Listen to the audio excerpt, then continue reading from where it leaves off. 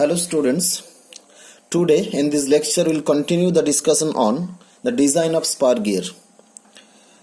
In the previous lectures we discussed about some topics like the force acting at the time of power transmission. We know that the force actually acts according to the common tangent of the base circle between two meshing gears, and also you can say that it will act according to the common normal with respect to the contact point. Okay, and this force has two components, one tangential component and another one radial component. Now the tangential component is responsible for torque transmission. Also we discussed about the topic the modes of failure. We know that there are mainly two types of failure can take place in case of the gear drives. Either it can fail according to the force, that means when the force is greater than the tooth strength, then it can fail. Okay, and we can compensate it by modifying its parameters like the module or the face width. Okay, so this is one mode of failure, and another one it may fail according to the surface failure. And we can also compensate it, we can also eliminate this by improving the surface characteristics like the surface hardness, or by using the lubricating oil, and also by using the lubricating oil strainer, and there are some other methods are also available. Okay, and also in the last lecture we discussed about the topic the beam strength of the gear tooth. Okay, so when the force act on the gear, at that time mainly due to this force different stresses will develop, and here mainly in case of the gear teeth the bending stress develop on it. Okay, now for finding the bending stress we discussed about the analysis according to Sir Lewis, and this analysis is based on some assumptions like that the force, the tangential, we only consider the tangential force, we cannot consider the effect of the radial force which is actually develop the compressive stress on the tool, on the teeth. Okay, but we for this analysis we only consider the tangential component of stress, and also we consider that this tangential component of force this uniformly distributed over the face width of the gear teeth. Okay, and also we cannot consider the stress concentration due to this force, and and another one, this is at a particular time we only consider there are single number of contacting pairs. Okay, so these are the assumptions for this Lewis analysis, and according to these assumptions we develop some relationship between the tangential force and the bending stress, and this equation is like that. This is the equation is PT is equals to M into B into sigma B into T square by 6HM. Okay, so this is the relationship according to the Lewis analysis. This PT, this is the tangential force, here M, this is the module, B is the face width, sigma B, this is the bending stress. Okay, now here this is T square by 6HM. Okay, now again we can rewrite this equation. This is MB sigma B into Y. So here Y, this is called the Lewis form factor. This is equals to T square by 6HM. Okay, T is the teeth thickness. Okay, and H, this is the total height of a single teeth. Okay, so here Y, this is the Lewis form factor. Okay, so the equation PT equals to MB sigma B into Y. Now here Y, Lewis form factor, actually it's depend on the number of teeth. Okay, this depends on the number of teeth. So you can say that, so some standard charts with charts are available according to the standard teeth. Okay, and you will find in the chart this value of OI, it depends on the number of teeth. Where the number of teeth is higher, there the value of the Lewis form factor, this is higher. Okay, this is greater value. Okay, so you can say from this equation When the value of PT tangential force increase, then the value of the stress, the bending stress will also increase, and there is some limiting value, that means the maximum value of PT, and according to that you will find the maximum value of the bending stress. Okay, so this maximum value of the tangential force, actually this called the beam strength. Okay, SB, this is M into B into sigma B into Y. So here the beam strength SB, this is nothing but the maximum value of tangential force. Okay, this is the maximum value of the tangential force, MB into sigma B into Y. Okay, so beam strength, you can say that the gear cannot fail at which condition? If the beam strength this less than equals to P effective. Okay, the effective load, the effective force. Okay, when these criteria satisfied, then you can say that this gear transmit power without failure.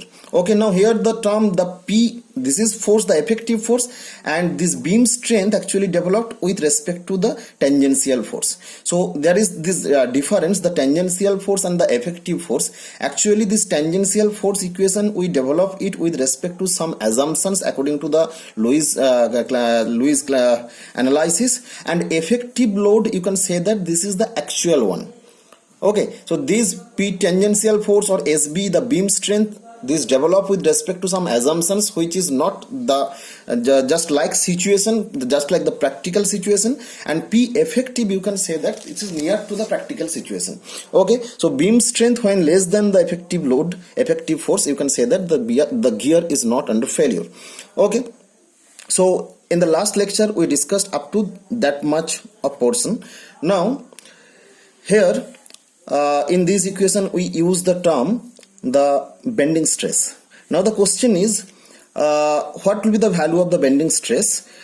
In the common equation, generally for finding the dimension of any component, we use the equation the stress, this is equals to force by area. We know this, for finding the dimensions of unknown component. Okay, the common equation, the stress is equals to force by area. Now here the stress, this is the developed one. Okay, so we can say that stress, this is equals to strength by factor of safety. So we use this equation for finding the unknown dimension. Okay, now here the strength depends on the material. Okay, and also the kind of loading. So if you call that this is the static loading, generally for the ductile material we use the strength, this is the yield point strength, and for the brittle material this is the ultimate point stress. Okay, this is the value of strength. Okay, now if you consider the brittle, for the brittle this is the ultimate point stress. Now again in case of the fluctuating load we consider the strength, this is the endurance limit stress, this is the endurance limit stress for the strength. Okay, so this is the common equation. Now the question is in this case what will be the value of bending stress? Okay, now here you'll find that in case of the gear, when we transmit power between two meshing gears, okay, so you can say that this is not the static kind of load. Okay, this is not the static kind of load. Actually if you consider two gears, suppose there are two gears, it's like that. Okay, these are the pitch circles and these are the base circles. Okay, now if transmit power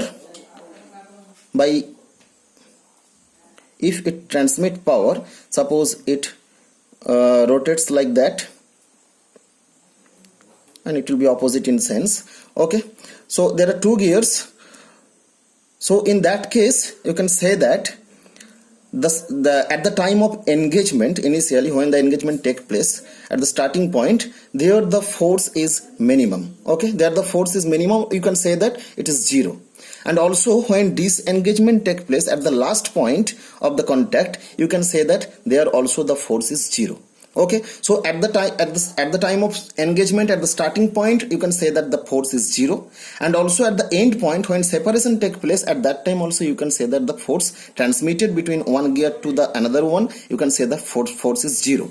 So two extreme points, the force is 0, so you can say that that means the values vary from 0 to maximum. Again, this is 0, so the force is not uniform with respect to the time. So when the force is not uniform with respect to the time, you can say that this is fluctuating load.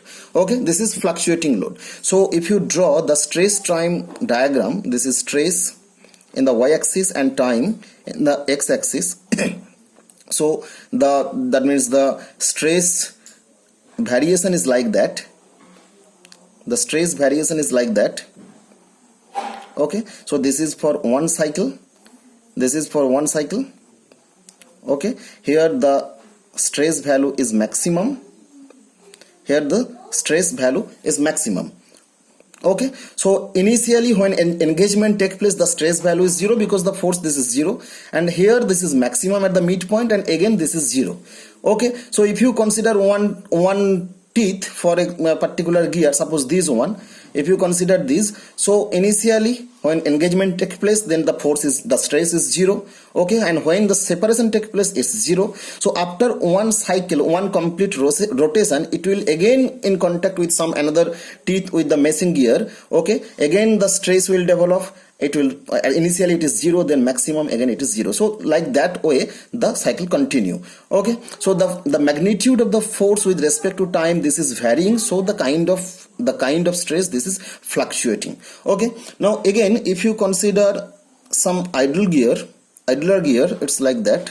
So we know that the function of the idler gear, it's only used to change the sense of rotation. Okay, so these are the pitch circles. Okay, and these are the base circles. These are the base circles. Okay, now here suppose it rotates in the clockwise direction, so the teeth are like that. It will rotate in the anti-clockwise direction. Again here the teeth is like that. Okay, again this is clockwise direction. So for a particular instant, the engagement between, suppose this is gear 1, gear 2 and gear 3, here gear 2, this is the idler gear. So if you draw the stress time diagram for a particular teeth on the idler gear, so suppose you consider this one at that instant, so again here on that face the stress will develop. Okay, the stress will develop, and initially it is 0, then it will maximum, again it will 0 with respect to time. Okay, this is stress and this is time in the x direction, again it will 0. So after half rotation, this particular teeth will in contact with the another side, with that means the gear 3. Okay, again after half rotation on the another face. Okay, not the same face, here on that face and here on the opposite face of this particular teeth, here the stress will develop. Okay, so this is, you can draw in the opposite sides of the x-axis. Okay, again half rotation, same kind of stress. Okay, and again after half rotation, like that. So this is, you can say that this is complete one cycle. Okay, here the stress sigma maximum. Okay, and in opposite side also this is sigma maximum. Okay, so all this discussion, from this discussion it is clear that the stress develop in the gears at the time of the power transmission. This is not uniform with respect to time, it is varying. So the kind of stress, this is fluctuating in nature. So if the kind of stress is fluctuating, in that case, that means for the value of bending stress in this equation, for finding the beam strength, so what value you will consider? What value will consider for the bending stress? So the kind, this is fluctuating. So fluctuating stress depends on various factors. You know that we discussed this in the chapter, the design against the fluctuating load. It depends on different factors. Like that, you can say that the fluctuating stress, this depends on the surface finish of the gear teeth, then size of the gear tooth, then reliability used in the design, stress concentration in the gear tooth. So these are the different factors on which the fluctuating stress magnitude depends. But in case of the design of the gear, so to consider all these factors to finding the fluctuating stress, it's very difficult. Okay, so that's why generally we use the Earl Buckingham Earl Buckingham consideration, and he has suggested that the endurance limit stress of gear tooth is approximately 1/3 of the ultimate tensile strength of the material. Okay, so according to the Earl Buckingham, the endurance limit stress of gear tooth is approximately 1/3 of the ultimate tensile strength of the material. So this is endurance limit stress sigma b. So according to his consideration, this is endurance limit stress, this is 1/3 of SUT. Okay, so we'll use this equation for finding the value of the bending stress. Okay, what's the reason? Because it's very difficult to consider all these factors like the surface finish, like the stress concentration, like the size of the gear teeth. Okay, so it's very difficult to consider all these factors for finding the value of the bending stress. So this is some approximate equations for finding the value of the bending stress. Okay, this is sigma b, this is equals to 1/3 of ultimate tensile stress. Okay, and for some particular materials, like if you say this is if you use the material bronze for making the gear, in that case we use the 40% of the ultimate tensile strength for finding the value of bending stress. Okay, so in this equation we find, in this equation, the equation is with respect to the beam strength, and the equation is mb sigma b into y. Okay, so here m, this is module, b, this is the face width, sigma b, this is the bending stress, and y, this is the form factor. Okay, also in the last lecture we discussed about that when we design the gear, so gear means it's not a single component. When we use the term gear, that means the purpose of the gear is to transmit the power between two shafts. Okay, that means there are two gears in meshing condition, and you'll find that one that means we generally use gear to reduce the to change the speed. So when you say the change the speed, that means that means there is variation in dimension or diameter in between the gears. So smaller diameter gear, we call it generally, this is the pinion, and the larger diameter, this is called the gear. Okay, now for design the gear, or you can say that for design any machine element, all times we are interested to find the weaker one. Okay, the weaker cross section, the weaker component. Okay, so in between two gears, two meshing gears, one pinion and another one gear. Okay, the strength equation, this is mb sigma b into y. So is the question is it like that both the gears have the same strength? Okay, from the equation it's clear that strength depends on module, width, stress, and the form factor. Okay, and form factor depends on the number of teeth. Now module and the width, these are same for both the gears, but the bending stress depends on the material. So if you use same material for both the gears, then the bending stress will be same. But if you consider different materials for both the gears, then the bending stress will vary, and also the form factor, it depends on the number of teeth. So obviously if the material same, then the bending stress is same, and in that case the pinion has less number of teeth, so it has less value of form factor. So this is the weaker one. So at the time of design, at first, for finding the module or the dimension of the gear, we consider pinion for design it. Okay, so in the last lecture we discussed about that. Now here the condition for safe design, the condition is beam strength, this is less than equals to effective force. Okay, less than equals to effective force, we calculate the beam strength with respect to the tangential component of force, but the final correct criteria is it is less than effective force. Now the question is, how can you find the effective force? So this tangential force, it based on some assumptions. Now for finding when we calculate the effective force, actually what we'll do, actually we'll tend to match the actual scenario, the actual criteria.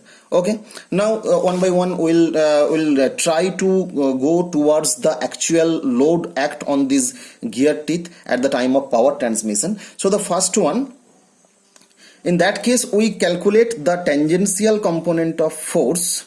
The tangential component of the force, we calculate it with respect to the torque, and the equation for that, for finding the torque, we know that the equation for torque mt, this is equals to 60 into 10 to the power 6 into power, this is kilowatt, by twice pi n.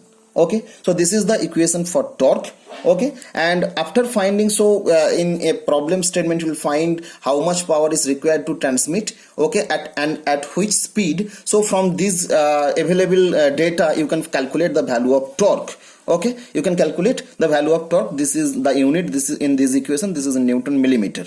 Okay, so this is the torque. So after finding the torque, you can calculate the value of tangential component of force. This is pt equals to twice mt by d dash. Okay, pt equals to twice mt by d dash. So you know that the torque is equals to force into the radius. Okay, so radius d dash by 2. So from this equation you can calculate the value of pt. Okay, now here the question is, again I'm saying that when we design any machine element, so we are interested with the maximum, the weaker section, and also the maximum force. Now you know that when we transmit power between two elements, okay, so one, this is the driving side and another one is the driven side. So you know that the torque supplied by the driving side, or you can say that the prime mover, okay, it is not all time uniform, and also the requirement in the driven side, this is also not uniform for all the times. So for example, if you say that the IC engine, okay, there the torque with respect to the different cycles are different. Okay, and if you say and again if you say the motor, the torque supplied by this prime mover, this is uniform. Okay, now in the driven side, if you say that the punching machine, there the torque requirement is not uniform throughout the cycle. Okay, so there is deviation between the supply and the requirement, and in general machine we use the flywheel to, that means, balance this deviation. Okay, now in case of the gear, at the time of finding the tangential component of force, okay, so it depends on the torque, and torque is not uniform.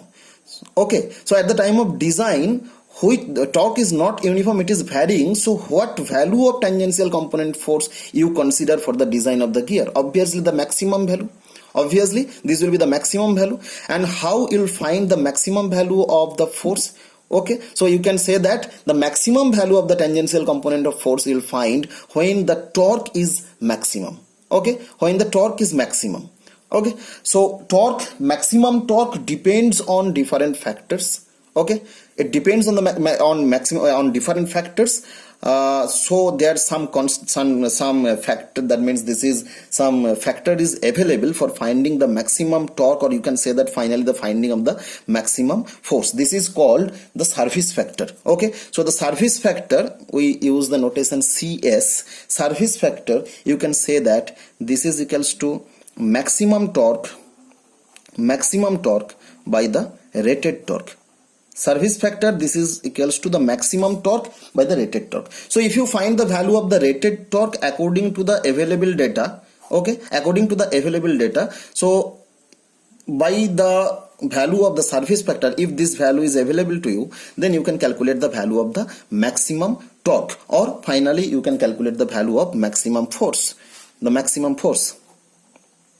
Okay, this is the maximum force by the rated force. Okay, so this is the procedure for finding the maximum force, okay, or maximum tangential force, and we are interested with the maximum value. Okay, so if you say the prime mover, this is the electric motor, you know that the starting torque of the electric motor is maximum with respect to the rated torque. So this equation will be equals to CS, the surface factor, this is starting torque by the rated torque. Okay, this is starting torque by the rated torque. Now in case of the speed reduction gear mechanisms, some standard charts are available in the data book. Suppose in the data book, like there are two criteria, that means two criteria in both for the driving side and the driven side. Okay, like that in the driving side, the working characteristics is like that it may transmit the torque uniformly, or with light shock, or with the medium shock. Okay, and in case of the driven side also, it can the requirement is uniform or the moderate shock or the heavy shock. Okay, so according to these criteria, standard charts are available. So with respect to the mechanism, so what kind of driving and driven side conditions for required for a particular design, you can find the value of the surface factor, and finally you can find the value of the maximum force. Okay, so this is the maximum force. Here PT, this is the rated force. Okay, but we are interested with the maximum force for design the gear. Okay, so this is the first step towards the actual to reach the actual condition. Okay, now the next one, generally what occur in case of at the time of power transmission, we say this is the tangential component of force, this is PT. Okay, but this PT value, this will be you will find this value almost at zero velocity. You will find the actual force, okay, the present between two meshing gears.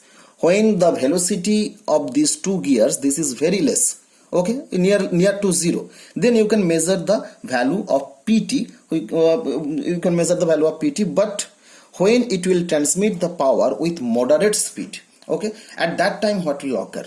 With moderate speed, that means there will be shock in between two meshing teeth. There will be impact in between these two meshing teeth. Okay, so when the question, this is the impact, that means the kind of force, this is dynamic. Okay, this is dynamic. So you cannot directly measure the value of the force. The nature, this is dynamic, and this dynamic nature also depends on different factors. Like that, you can say that the inaccuracies of the tooth profile, or you can say that the error in tooth spacing, misalignment between the bearings, elasticity of the parts, then inertia of the rotating disc. So these are the different factors which ultimately define the impact load.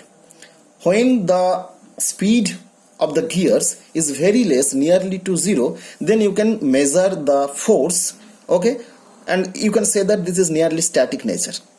Okay, but when it will transmit power with moderate speed, with high speed, okay, at that time the engagement, disengagement occur, or the force transmission, these occur with the impact load. Okay, that means this is fluctuating in nature, and this magnitude of the fluctuation depends on the different factors. Like I already told you that this depends on the tooth profile, the accuracy of the tooth profile, tooth spacing, then the bearing condition, okay, elasticity of the parts. So these are the different factors ultimately decide the impact load. Okay, so the question is how we develop, up to that we develop the equation with respect to the rated force, or you can say that we consider the static kind of force, but the practical situation, this is dynamic. Okay, so it is required to reach with the dynamic condition. So the question is how can you reach towards the actual scenario, actual condition. So there are two methods are available to account the dynamic load. Okay, so first one, this is called the approximate estimation by the velocity factor. This is the preliminary stage of gear design. Okay, so first one, this is the approximate estimation. So first one, okay, so there are two methods to account for the dynamic load. Okay, so this PT tangential force, this is not static, this is dynamic. Okay, this is dynamic. So to reach the dynamic value, so there are two methods are available. So first one, this is approximate estimation. Approximate estimation by the velocity factor. Okay, in the preliminary stage of the gear design. And second one, this is the precise calculation by Buckingham equation. Okay, this is the final stage to reach the dynamic value of this tangential force. Okay, so here this is the approximate. Today in this lecture we will only discuss about the approximate estimation by the velocity factor. So this is some empirical relation. It was developed by Sir Barth. Okay, so some empirical relations are available for finding the effective force, approximate method. Okay, so for finding the effective force there are some factor we again use. This is called the velocity factor. Okay, so velocity factor, there are different velocity factors are available with respect to the different criteria. Okay, different conditions. So first one, the equation for finding the velocity factor, these all are the empirical relations. Okay, this is actually if you use it, so it is very easy to calculate the velocity factor and design gears. And also velocity factors have sanction of American Gear Manufacturing Association. They were used in the past for many years and given satisfactory results. Okay, so these are the approximate equations. The velocity factor CV, this is equals to 3 by 3 plus V. The velocity factor CV, this is 3 by 3 plus V. This we use it for ordinary and commercially cut gears made with foam cutters with velocity. This is the pitch circle velocity. This is the pitch line velocity. This is pitch line velocity V less than 10 meter per second. So V, this is pitch line velocity, and you can measure the value of V with the equation. You know that this is equals to pi d dashed n by 60 into 10 to the power 3. The unit, this is meter per second. Okay, this is meter per second. So the velocity, the pitch line velocity, when this is less than 10 meter per second, then we use this empirical relation for finding the velocity factor. This is 3 by 3 plus V. Okay, this is the condition. Okay, and another condition, this is it we use for ordinary and commercially cut gears made with foam cutters. Okay, this is the criteria for use this equation, this empirical equation. Okay, so another one, CV, this is equals to 6 by 6 plus V. Okay, when the velocity, the pitch line velocity, this is less than 20 meter per second. Okay, so we'll use this equation for this criteria. This is for accurately hobbed and generated gears. Okay, for accurately hobbed and generated gears, in this case we use this empirical relation CV equals to 6 by 6 plus V. Another one equation, empirical relation is available. This is CV, this is equals to 5.6 by 5.6 plus root over of V. Here the condition V greater than 20 meter per second. Okay, so we use this equation. We use this equation for precision gears with saving, grinding and lapping operations. Precision gears manufactured by saving, grinding and lapping operations. Okay, so these are the criteria for use these empirical relations. Okay. Okay, so there are three criteria CV there are three equations for CV velocity factor. One 3 by 3 plus V, we use it for ordinary and commercially cut gears, and next one 6 by 6 plus V, we use it for accurately hobbed and generated gears, and third one 5.6 by 5.6 plus V, we use it for precision gears manufactured with saving, grinding, lapping operations. Okay, so these are the empirical relations for velocity factor. So after finding the value of the velocity factor, you can calculate the effective force and by the approximate estimation method, and the final equation for the effective force, this is P effective, this is equals to CS into PT by CV. Now CS into PT, okay, CS into PT, this is the maximum force by considering the maximum torque. Okay, this define the maximum force. By CV, it define the effective force. Okay, it's defined, and this equation are developed by Barth. Okay, this is the approximate estimation method. Okay.